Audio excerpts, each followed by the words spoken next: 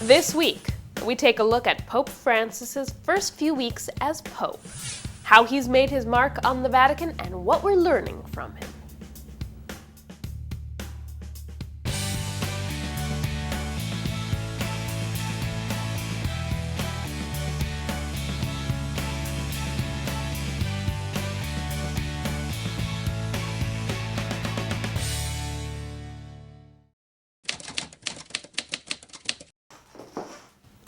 Hello and welcome to this week's edition of Vatican Connections, where we're going to take a look back at the first few weeks of Pope Francis's pontificate.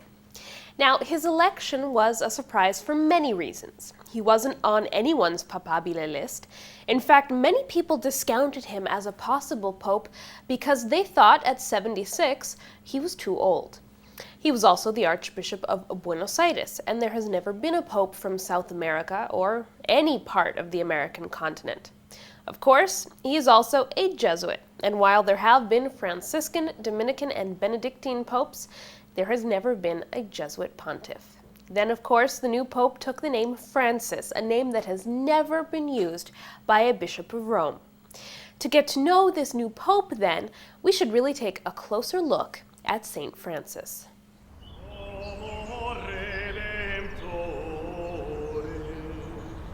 Alla Verna al Monte Santo stava il santo in gran pianto, il qual pianto gli muta in canto il serafin consola. The stones talk here. It's because Francis has left an imprint in this place. I had to write a little guidebook, for example, at one stage, and there's so many books written about Francis, it's hard to find a title. The editor of the book suggested, well, perhaps you'd say Francis lived here. I said, that's good, but it's not quite right. Francis lives here. That a pope gets to choose a name first is the interesting part, because names are given to us, from our parents or whatever. When you're in a religious community, you take a religious name. You don't choose it, it's given to you. So he wants to evoke something in us. He wants us to think about, what does Francis mean?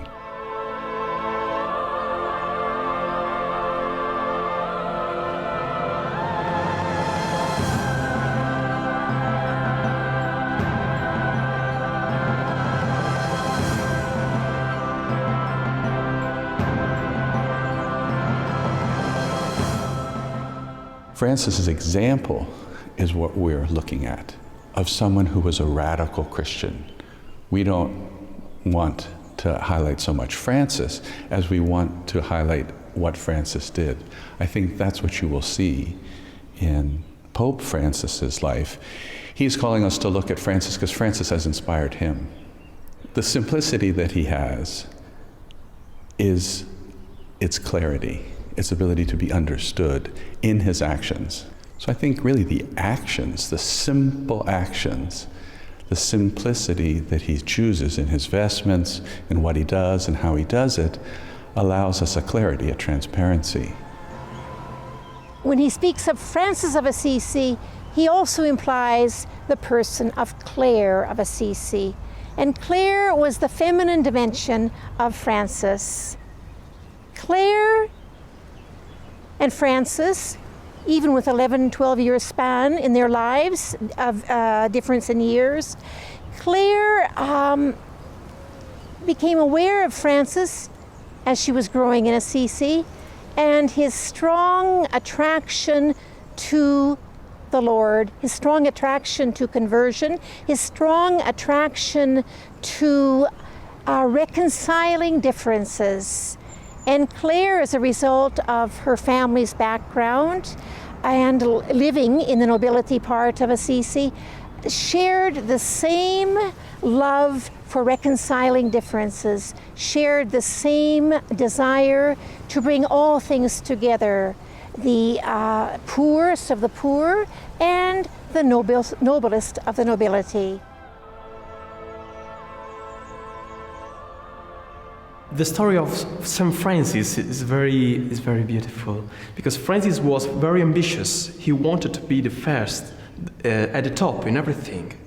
But Jesus told him to follow another way, the way of humility.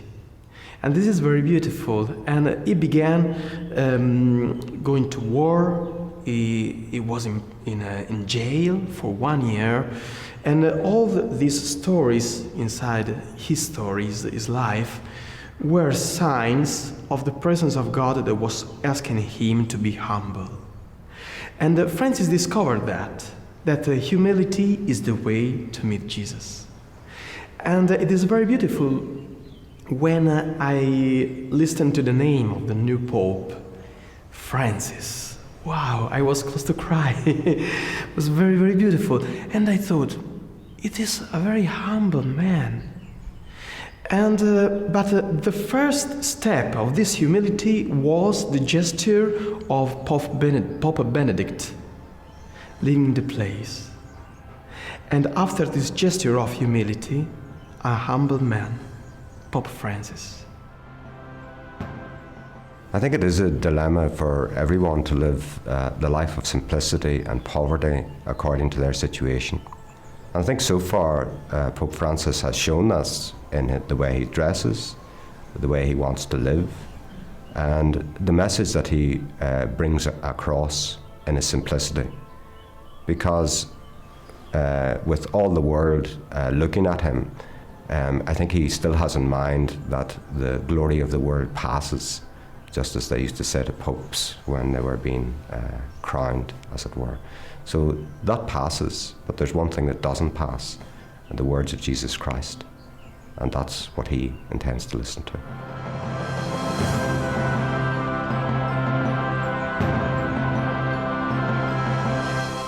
So if we use St. Francis as the key to understanding our new Pope, that means the key features of his pontificate and his style are simplicity and humility. Pope Francis has already given us examples of what these two things mean. From the moment he was presented to the world as Pope, he showed his humility. Before giving his papal blessing, he asked the faithful present at St. Peter's to bless him, leading the crowd in one united, silent prayer. Now, this wasn't a one-off gesture or a publicity stunt for opening night, so to speak. The next day, Pope Francis decided he wanted to visit the Basilica of St. Mary Major to leave flowers for the Blessed Mother. Even more novel, he rode in a minibus with a handful of cardinals who went with him instead of taking the papal limo. Now, in case there was any doubt about his humility, on his way back to the Vatican, he asked the driver to stop at the clergy hotel where he had been staying before the conclave. It seems he only took a small bag with him for the conclave. He packed up the rest of his belongings and paid the bill. His simplicity is also reflected in the way he addresses the faithful. He's clearly not a professor giving a lecture. Take a look at this talk where he explained to journalists why he chose the name Francis. Alcuni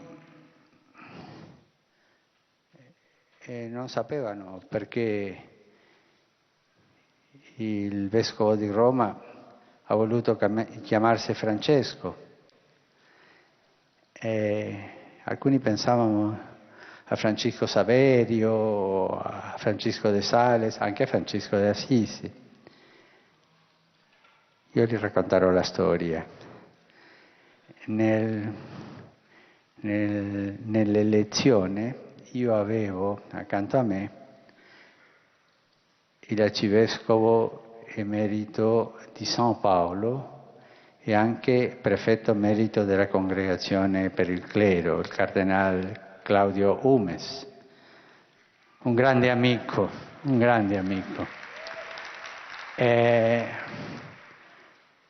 Quando la cosa diveniva un po' pericolosa, lui mi confortava, no? E quando i voti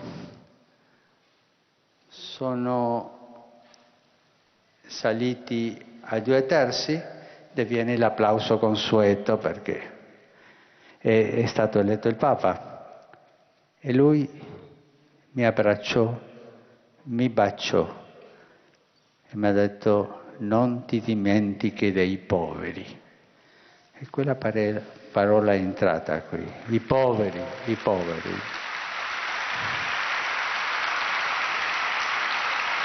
Poi, subito, in relazione ai poveri, ho pensato a Francesco di Assisi. Poi ho pensato alle guerre, mentre lo scrutinio proseguiva fino a tutti i voti. E Francesco è l'uomo della pace. E così è venuto il nome nel mio cuore, Francesco d'Assisi. E per me l'uomo della povertà, l'uomo della pace, l'uomo che ama e custodisce il creato, in questo momento in che noi abbiamo col creato una relazione non tanto buona, no? È l'uomo che ci dà questo spirito di pace, l'uomo povero.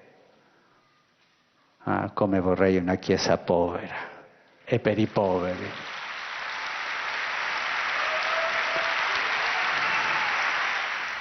The other thing that Pope Francis has shown the world is that he is first and foremost a priest, just like any other parish pastor, albeit his parish is considerably larger.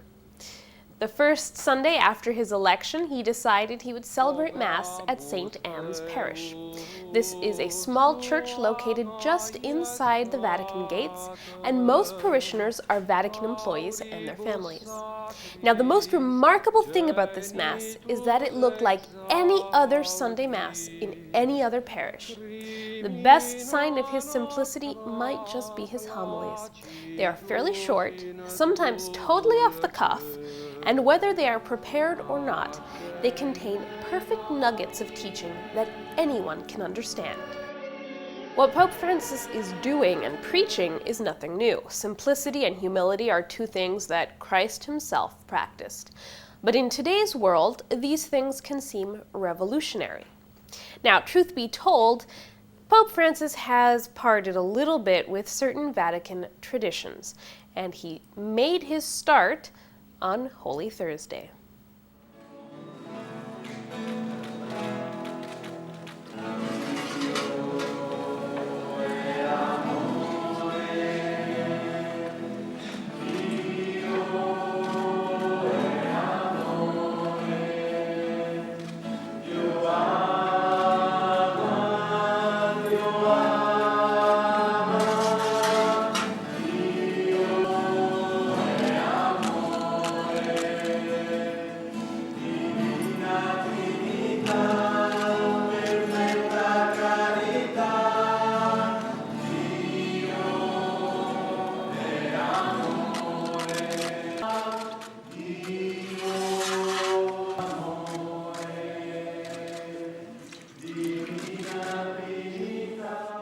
Then, of course, there is the creation of the advisory panel that was announced April 13th.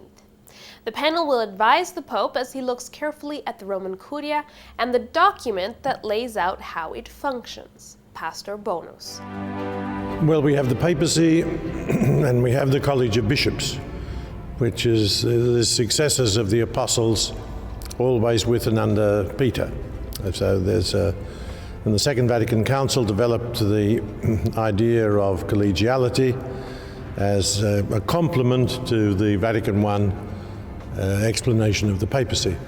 So for many years, since the Second Vatican Council, there have been international bishops on the curial bodies, and this is a further development of that. It's difficult if the Pope is isolated, and with this informal group of advisors around the Pope, we're not quite sure what he will want to talk about, but when we hear that, he will ask us for our opinions. The role of the group is not primarily about the reform of the Roman Curia. The first role is to advise the Pope on the life of the Church. He has particularly pointed to the role of the curia. Now, I don't think it's my function at this particular point to be explaining how I think that should be done, but it's not good when the butler is photocopying and distributing 6,000 pages of private correspondence. So, in other when there's a lot of leaking, so very fundamental things like that. The morale and discipline of the curia needs to be addressed. Obviously, in a couple of areas we'll have to look at the whole area of finance, but also I think there's room for further developments in our relationship, the Holy See's relationship with the press. I think they've made great strides, but there's a possibility that more could be done. Right through the Middle Ages, the popes have had their advisors, sometimes called them consistories. It's a little bit like what is sometimes described in the English-speaking world as a kitchen cabinet. Trusted advisors getting together for breakfast. Now, I don't think we'll be doing that. We're advisors to the Pope. We're not a cabinet. The Holy Father doesn't answer to us. And what is enormously important in this is that the prerogatives of the successor of Peter are preserved. And please God, with this regular input on top of the input from the curial officers, it will help him the Holy Father to better lead the Church. And I think there's undoubtedly another possibility is that there will be more people from around the world in the senior positions in the Curia. Recently, the Pope even celebrated confirmation at St. Peter's. He personally confirmed 44 young people from different parts of the world. Yes, the Mass had been scheduled long before Benedict XVI resigned, but Pope Francis's style permeated the event and left the young confirmandi with a moment they will never forget.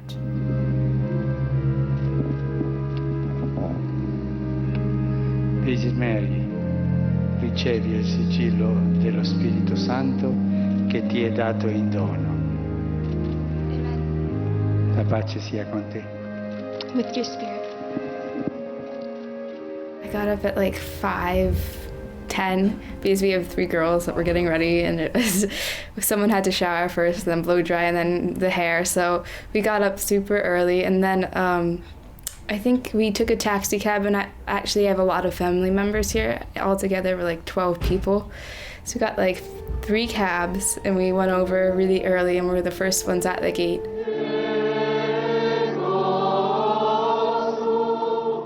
When I saw the crowd, I just got excited. It was just great to see just the amount of people there. I heard it was over 30,000 people, and when I heard that, I just smiled, just laughed. I just couldn't believe that this many people would come to see this.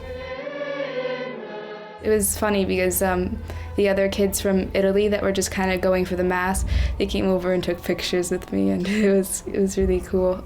And then all my family got seats right behind us on stage, which was really nice to have all of them right there. Just looking at him face to face, when I shook his hand, when I got my confirmation, it was just great. I kept skipping a beat in my heart, and it was just amazing, and I was just shocked the whole time. He was smiling, and just by his smile, you could tell how kind he was. And even though he doesn't speak much English, it felt like you were talking to him with his smile. So.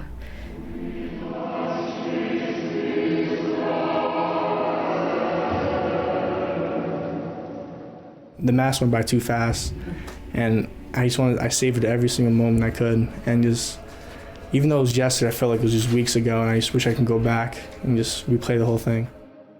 I think it's just an honor to be confirmed, and by the Pope, it's amazing. So I definitely remember this forever.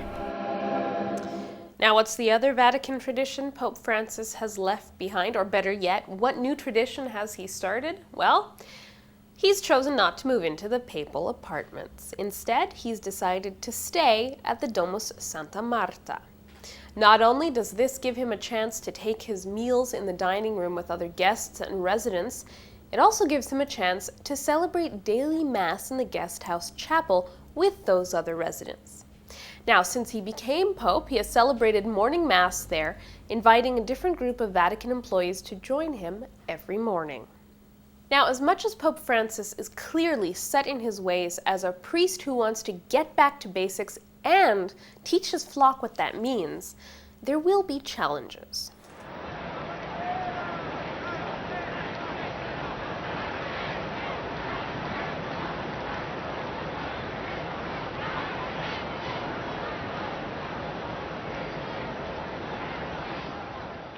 Pope Francis is bringing a different way of being Pope to the universal church. He is the church's face of the poor. He is a man who stands with the poor. And don't forget, he has taken a vow of poverty, unlike most of the cardinals who voted and unlike previous popes. And he lives that vow of poverty. Now today, for example, Pope Francis presided over the unsealing of the papal apartments.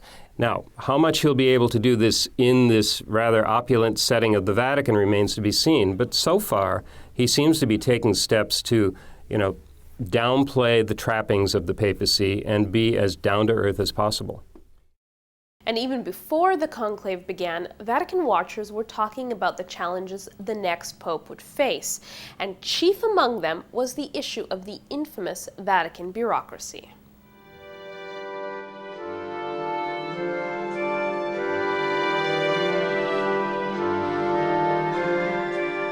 The expectations that this would be a pontificate in which the Vatican bureaucracy, the Roman Curia, was deeply and thoroughly reformed have not been met. Things are in fact worse now, in my view, than they have been in perhaps 40 years.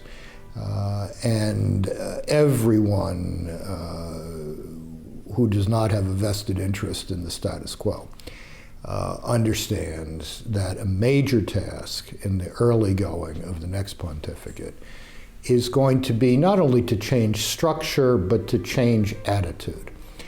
The Roman Curia exists to give effect to the will of the Bishop of Rome. That's the only reason it exists. If being the universal pastor of the Church means to be an evangelizing missionary, then the Roman Curia has to think of itself as part of that papal evangelical mission, and it has to contribute to that rather than being an impediment to it, which frankly, in some instances, indeed perhaps many instances, it is today. This Curia needs to be thoroughly internationalized. It needs to be detached from what has become, according to one of my Italian friends, a deeply rooted culture of corruption in Italy as a whole, which has a way of seeping over the boundary between Italy and Vatican City. And if the next pope does not wish to take this on himself, which in many respects he probably shouldn't do, it's not the job of the pope to move slots around an organization chart, but he needs to hire somebody. He needs to have a Secretary of State, a Chief of Staff, or sostituto as he's called here, who can take this on and will have his authority and his backing to do this properly. Did you know? When a new pope is elected, the Vatican has to create and issue new stamps. A set of stamps featuring Pope Francis was unveiled April 30th at the Vatican. These stamps will be jointly issued by Vatican City State and Argentina. Now, although we've been looking back over the first few weeks of Francis's pontificate, he has been working away, and he's appointed a few people to different places. Let's find out who they are. Father Juan Antonio Menéndez Fernández of Oviedo, Spain, has been appointed auxiliary bishop of that diocese. He has been pastor and episcopal vicar for judicial affairs in the Diocese of Asturias until now.